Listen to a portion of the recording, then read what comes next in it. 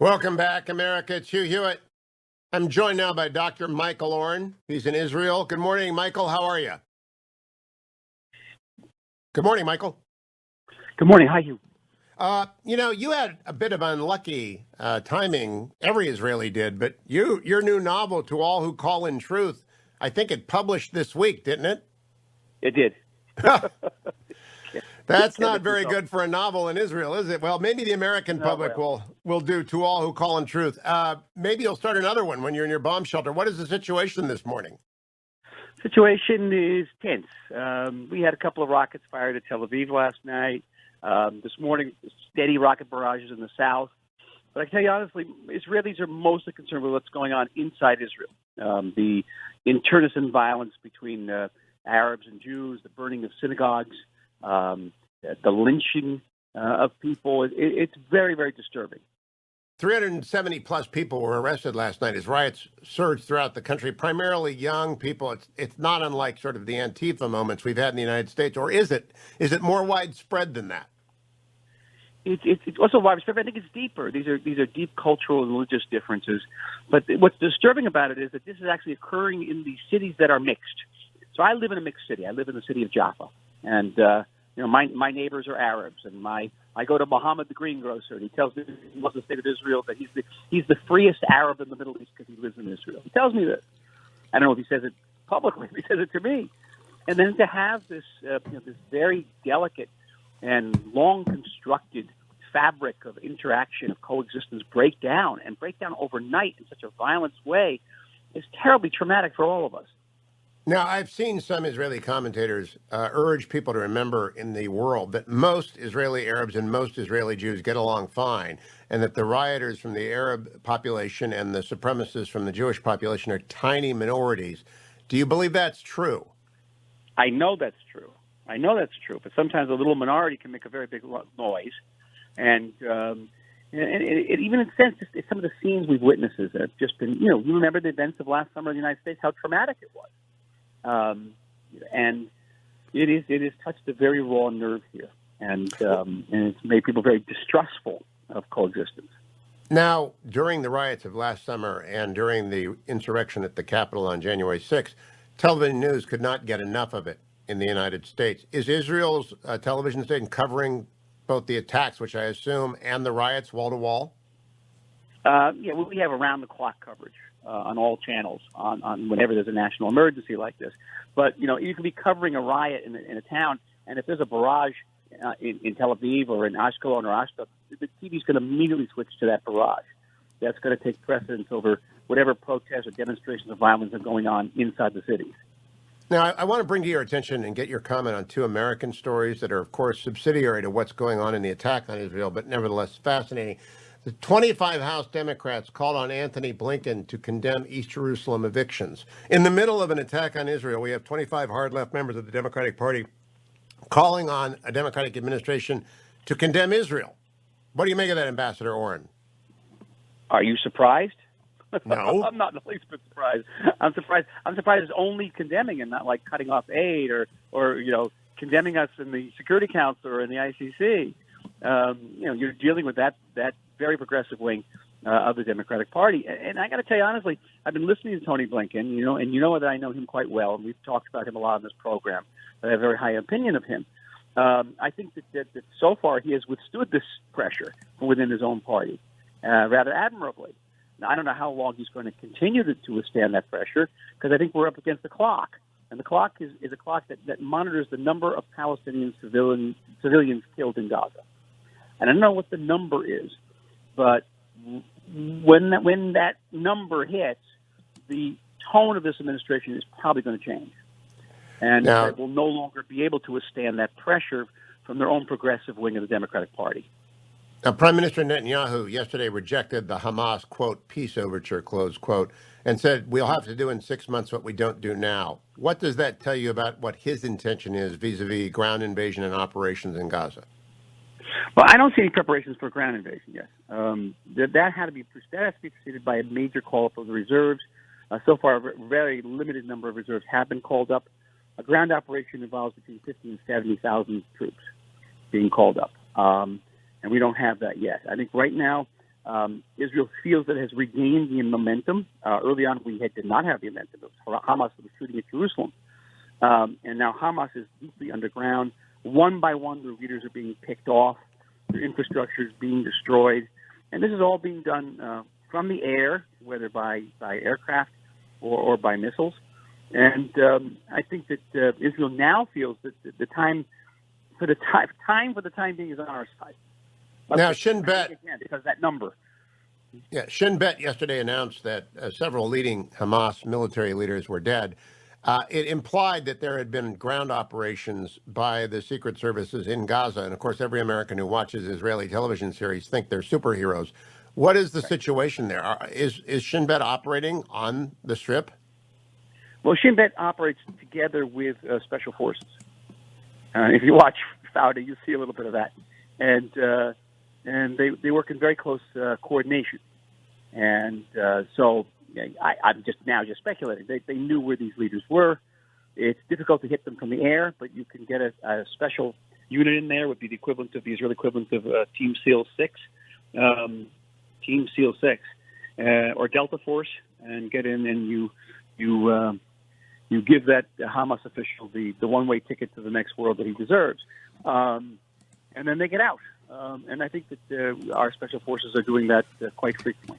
Yeah, Fauda is really going to get a lot of replays because it's really the only television series I think that actually exposed people what life in Gaza might be like. And I don't know if you, as I recall, I once talked to you and you were perched on a tank about to go into Gaza. Have you fought in Gaza? I have fought in Gaza. Gaza is a hellhole. That's the word for it. I spent many months in Gaza. I'll tell you one very short story. I was in charge of a small sort of a lookout fire base outside of a large refugee camp.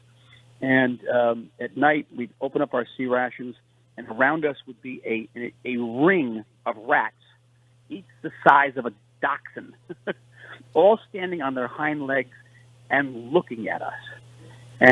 And that's what Gaza was like, surrounded by huge rats ready to eat our sea rations. Very difficult, according to Yoni, who calls our show occasionally, to fight in Gaza, that it's an impossible place to try and actually conduct offensive operations because of the IDF's concern for civilian casualties, which is both appropriate and admired by serious people around the world. But it doesn't exactly lend itself to Gaza operations. It's not impossible. It's difficult. It's labyrinths and alleyways, most of which are unpaved, and, with running sewers. And every house is a booby trap. And so many of the people we've lost, such as we lost in the 2014 operation, was because these structures are booby trapped. One of the big difficulties we have in fighting in Gaza is also when you fire a tank shell at one house that has an enemy in it, and because these buildings in Gaza aren't constructed to any sort of standard, that the entire block can fall down from the reverberation, and then you end up killing these civilians that you didn't even know were there. Never mind, try to avert.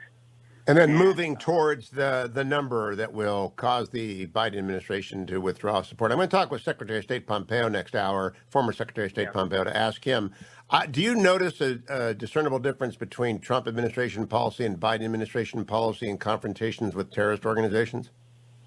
Well, I have to only speak about our area of the world. So far, not. I mean, it's still very early on in the game as far as the Biden administration goes.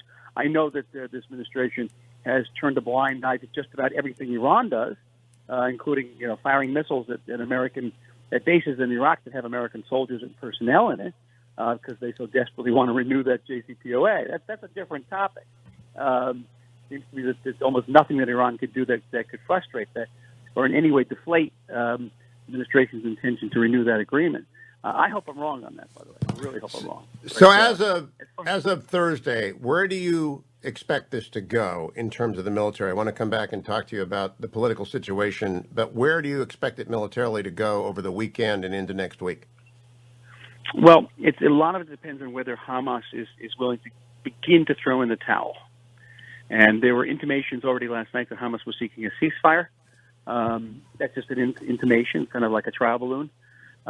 We have to see how many and what caliber rockets are left in their arsenal. It seems to me they still have quite a lot of rockets. I mean, they've fired probably about 1,500, but they probably have 15,000. So they're a way to go. and we will keep pounding them. We'll keep pounding them again and again and again, using penetration bombs that can get at their underground arsenals and their stockpiles and their bunkers, and we will keep picking off their leaders at such a time when they'll say, okay, more or less, uncle. My fear, though, is that Hamas is going to try to do something grandiose so they can at least claim that it won this war and then quickly run for a ceasefire.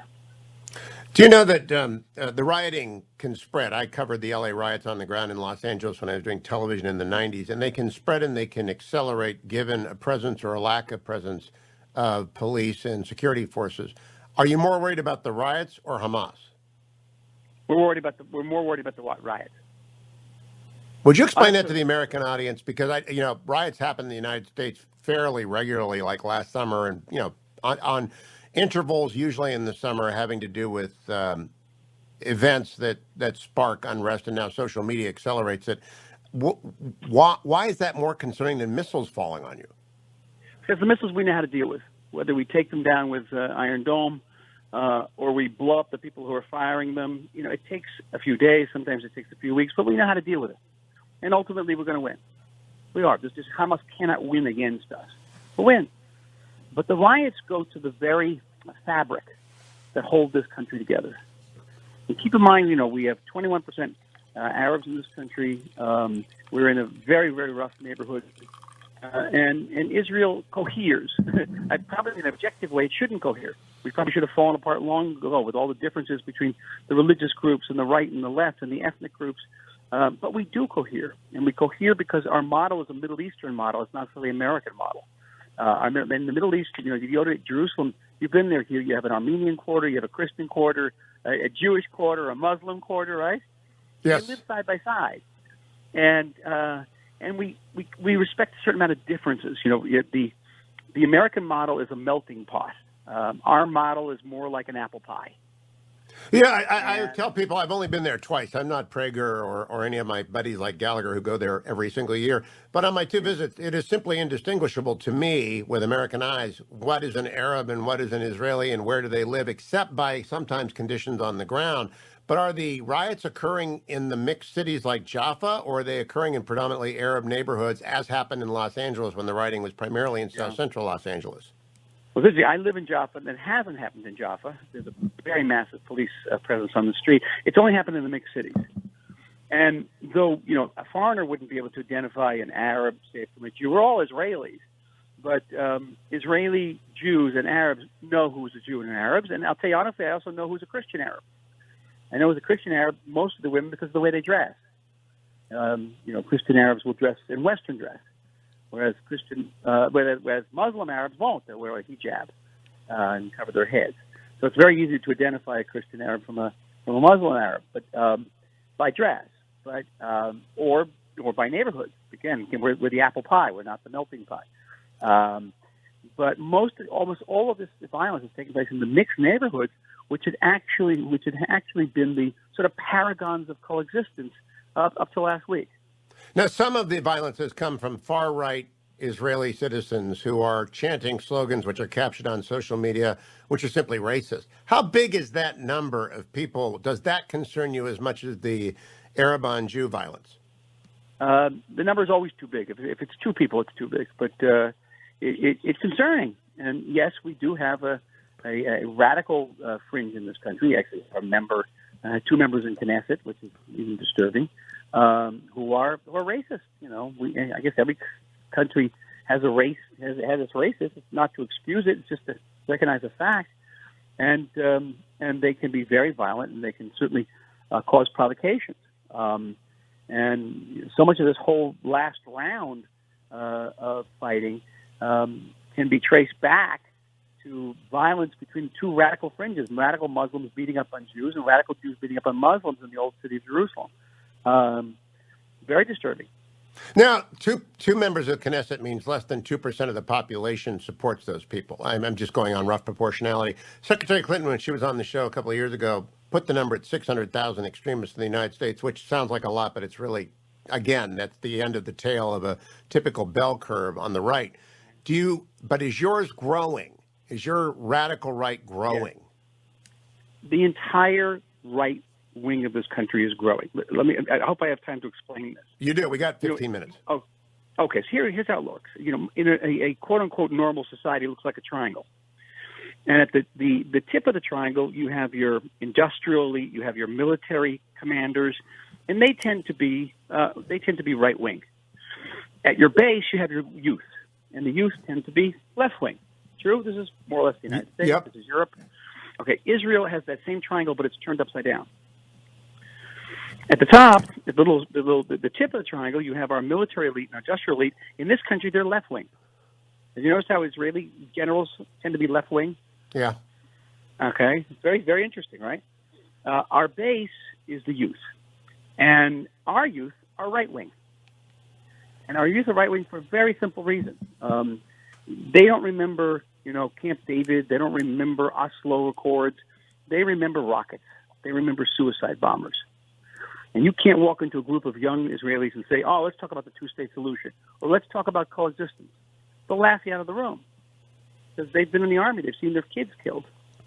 My son, when we were living in Jerusalem, came to me and said, "Abba, I've been to more of my friends' funerals than I've been to their bar mitzvahs." And that deeply impacts the political outlook of the youngest people. Moreover, Israel has the largest per capita population under 30 of any industrialized society, because people in this country get married and have kids. I'm 6 grandkids. Keep going.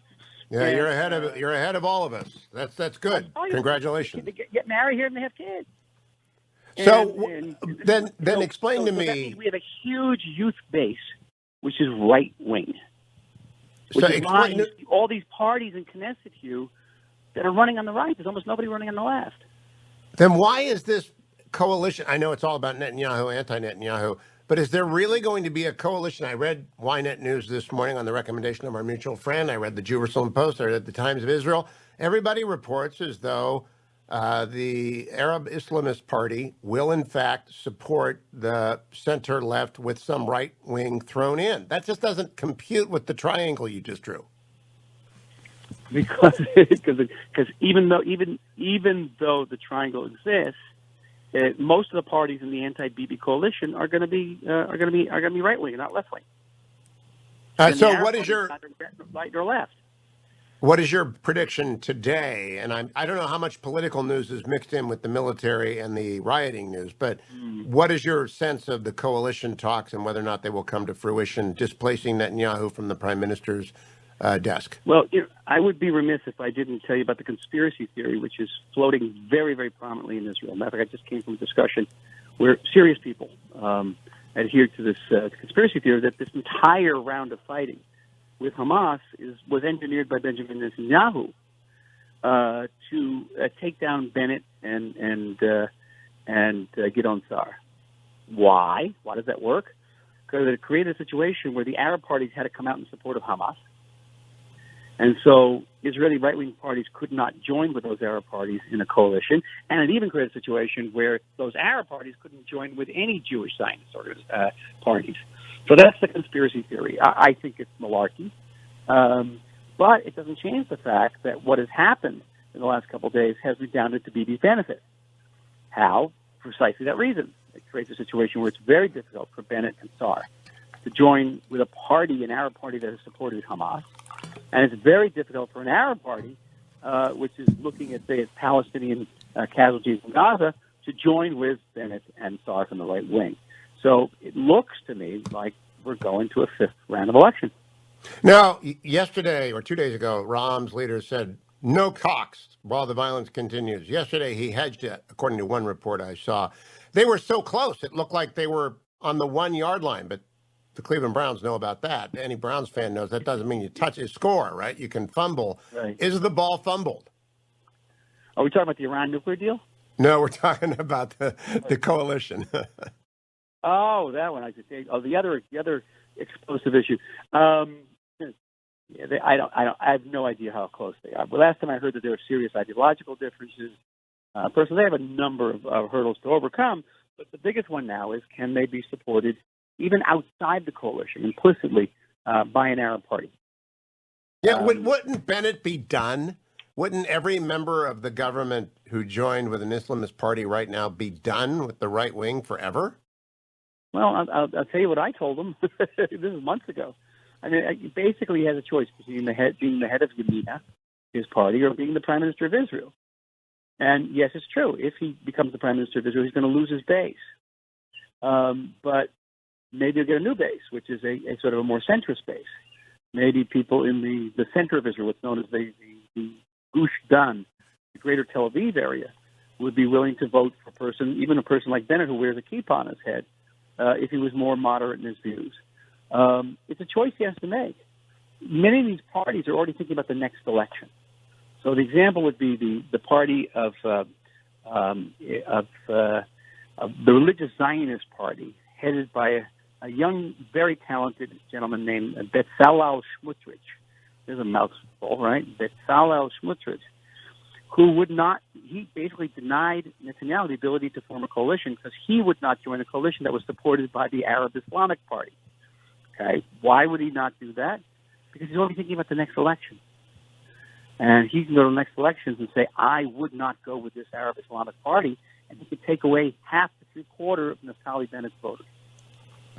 Interesting. Now, Michael, one thing I want to make sure the American audience hears, besides the title of your novel, To All Who Call in Truth, which I can pronounce, unlike the leader of the New Religious Party, I can say To All Who Call in Truth 7 times, and they will then... the title comes from? No. Psalm 145. The Lord is near to all who call upon him, to all who call upon him in truth. Beautiful line. It is. Like what is the novel about? Well, I tell you, the plot is not what it's about. It's a plot. The plot is about a junior high school guidance counselor and football coach. A lot of football. You're going to love it. It's all about football. In a suburban American community in the year 1972. And that's, what it's about. What it's about is about love, passion, betrayal, and murder. Michael, when I was 25, not 65, I read Amos Oz. That's how I learned about Israel, by history books about the Holocaust, the redemption of the unwanted, all that, the great histories by Paul, the English historian, his name, Johnson. Yeah, I read all that stuff. But Amos Oz taught me short stories, essays, and novels. He taught me about Israel. That Israel doesn't exist anymore, does it? Part of it does. It's just changed. But one of the things I'm writing about in this book in 1972 is a world that was lost. This world doesn't exist anymore. The world sort of adumbrates many aspects of our current situation. Because if you remember, 1972 was a very violent period in the United States. And, we were young people, and we looked at what was going on campuses and bombs going off and the Watergate scandal and thought, America, its future is not so certain. And I think that sort of, in certain ways, presages some of the feelings that Americans have today. It's also a book about a Jewish community, Hugh. And in the early 1970s, Jews were still an ethnic group. They're not anymore. And we're not anymore. And a very distinct ethnic group. And it's about that world which has been lost as well. I'm looking forward to reading To All Who Call in Truth. By the time we talk next week, I will have finished it. We can talk seriously about it. Let me go back to the American story, the second one I didn't cover with you. Andrew Yang wants to be mayor of New York. Unbelievably, he put out a statement of support for Israel yesterday and then had to walk it back. And then apologize. The mayor of New York had to apologize supporting Israel, Michael Oren. How different is that?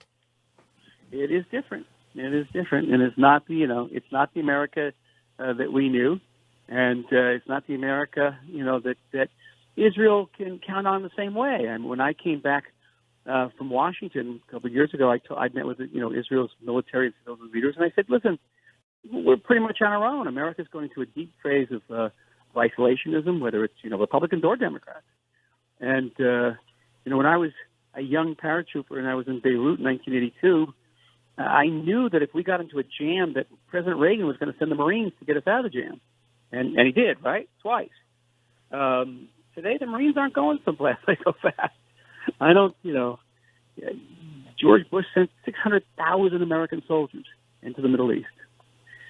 Today, can you imagine America sending that type of massive military power anywhere in the world almost under any pretext?